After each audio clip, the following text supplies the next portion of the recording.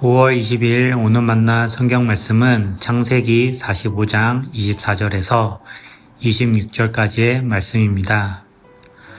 요셉은 자기 형제들을 돌려보냈다. 그들과 헤어지면서 요셉은 가시는 길에 서로들 탓하지 마십시오 하고 형들에게 당부하였다. 그들은 이집트에도 나와 가나안 땅으로 들어가도 아버지 야곱에게 이르렀다. 그들이 야곱에게 말하였다. 요셉이 지금까지 살아 있습니다. 이집트 온 나라를 다스리는 총리가 되었습니다. 이 말을 듣고서 야곱은 정신이 나간 듯 어리벙벙하여 그 말을 굳이 들을 수가 없었다. 아멘. 오늘 만나로 만나주시는 하나님을 기대합니다. 요셉과 형제들의 극적인 재회는 이집트에서도 초미의 관심사였습니다.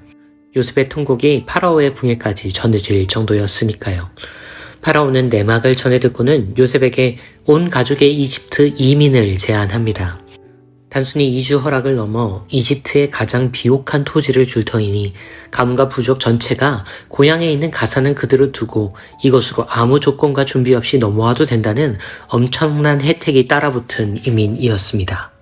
고대 세계의 환대 문화에서도 이례적인 이런 파격적인 제안은 아마도 국정 운영의 핵심 인사가 된 요셉이 고향으로 돌아가려는 것을 원천적으로 방지하려는 의도였을 가능성이 있습니다.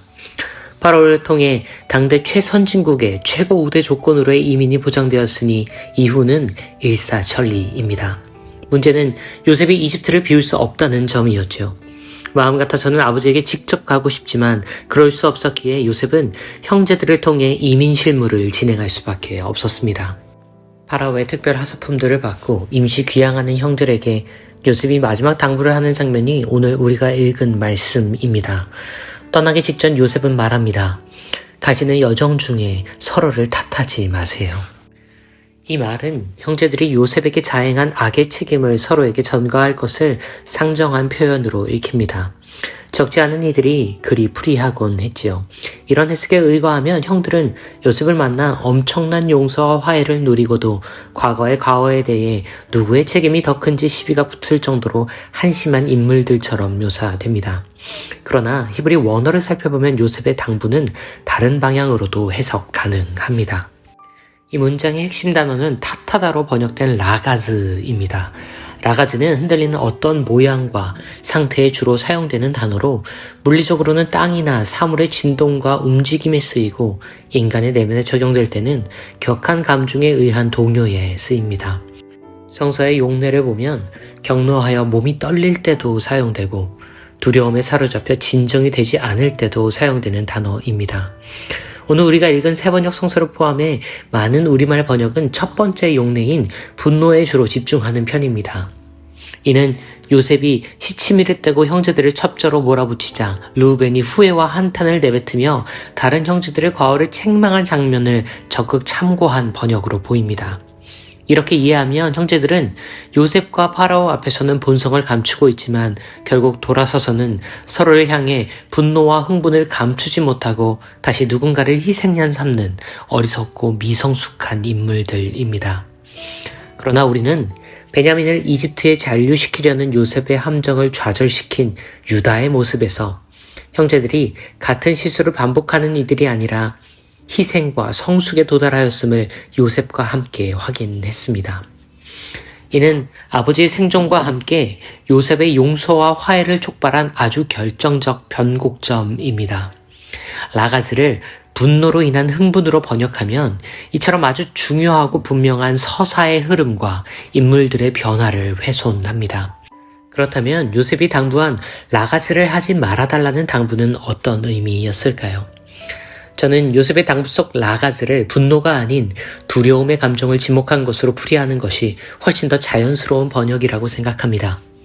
요셉은 귀환을 앞둔 형들에게서 어떠한 감정적 동요를 발견합니다. 기근에서 생존이 보장된 것을 넘어 풍요와 안락이 보장된 새로운 삶의 기회를 보장받은 상황에서 상식적으로 그들을 뒤흔들었던 정동은 무엇일까요? 저는 그들이 서로에게 분노나 원한을 품었을 것 같지 않습니다. 시간을 끌어보려던 르우벤을 제외하면 사실상 모두가 같은 마음으로 요셉을 죽이려다가 인신매매를 결정했으니까요. 그러니 저는 형제들을 사로잡았던 정서적 부담은 두려움이었을 가능성에 더 무게를 두고 싶습니다.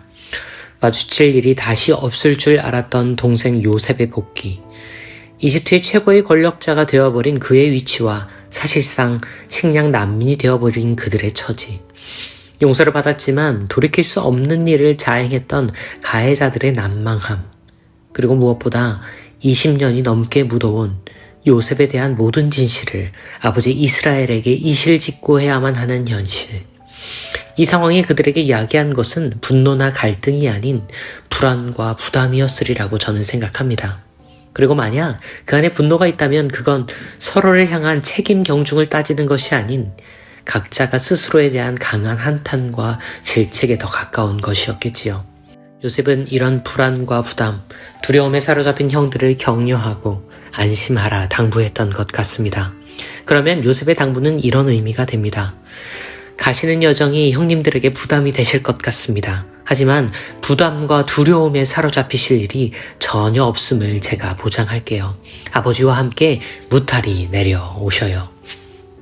요셉의 당부를 따라 그들은 고향에 도착해 아버지 이스라엘에게 묻어왔던 오래된 진실을 고합니다. 형제들의 우려가 무색하게 이스라엘은 그들이 자행한 악에 대해서는 무심하고 오히려 죽은 줄로만 알았던 요셉의 생존 사실에 놀라움과 기쁨을 감추지 못합니다. 이스라엘에게는 요셉의 생존이 말 그대로 복음, 기쁜 소식이었습니다. 영영 잃은 줄 알았던 사랑하는 자녀가 살아 돌아왔다는 사실이 그를 잃게 된 경위보다 크거나 중요치 않습니다. 본인이 살아있을 때, 요셉이 무탈할 때 다시 그를 품에 안는 것만이 아버지의 가장 큰 갈망이 됩니다. 우리는 흔히 복음이 영원한 삶을 얻은 우리 입장에서만 기쁜 소식이라고 여기는 경향이 있습니다. 그래서인지 복음이 어쩌면 우리보다 우리를 다시 얻으신 성삼위 하나님 입장에서의 기쁜 소식이라는 점을 쉽게 망각합니다. 예수께서 전해주신 잃은 양을 찾는 목자와 잃은 드라크마를 되찾은 여인, 잃은 아들을 다시 찾은 아버지의 비유들은 사실 하나같이 복음이 성삼위 하나님 당신에게 얼마나 큰 기쁨인지를 강조하고 있습니다. 당겨받은 유산을 모두 상실하고 인륜의 도리를 저버린 아들이 살고 싶어서 다시 돌아오자 아버지는 그 아들을 잃었던 경위는 모두 망각하고 입 맞추느라 정신이 없습니다. 심지어 양과 드라크마는 그 잃게 된 경위조차 드러나지 않지요. 그러니 우리에게 누가복음의 예수와 창세기의 요셉은 과감하게 이렇게 당부하는 겁니다. 그 길에서 당신의 라가즈에 사로잡히지 말라고, 부담과 두려움을 떨쳐내고 다만 귀환의 여정을 끝까지 가라고. 혹 크고 작은 라가즈에 사로잡혀 계신 분이 계시다면 이렇게 당부드리고 싶습니다. 부디 돌아가는 길에 두려워하지 마십시오. 흔들리지 말고 그저 이 여정을 끝까지, 다만 아버지의 집까지 가십시오. 당신의 진실이 아버지를 상처 입힐 것을 두려워하지 마십시오. 왜냐하면 그분에게는 여러분이라는 복음, 여러분이 살아있다는 것이 정신을 못 차리실 정도의 기쁜 소식이고, 기꺼이 그 기쁨만을 당신의 진실이자 진리로 선택하실 테니까요. 기도하지요. 주님, 저희는 당신에게 도달할 자신이 없습니다. 부끄러워서, 죄송스러워서, 민망해서, 두려워서, 면목 없어서 당신에게 돌아갈 자신이 없습니다. 그러니 저에게 말씀해 주십시오. 가는 길에 라가즈에 사로잡히지 않아도 된다고, 아버지의 넉넉한 기쁨을 기대하라고, 그리고 그 기쁨이 온 우주를 바꾸는 진실이라고 저에게 당부해 주십시오.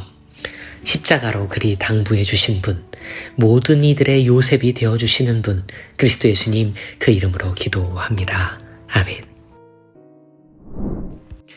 이제 두 가지 제목으로 기도합니다.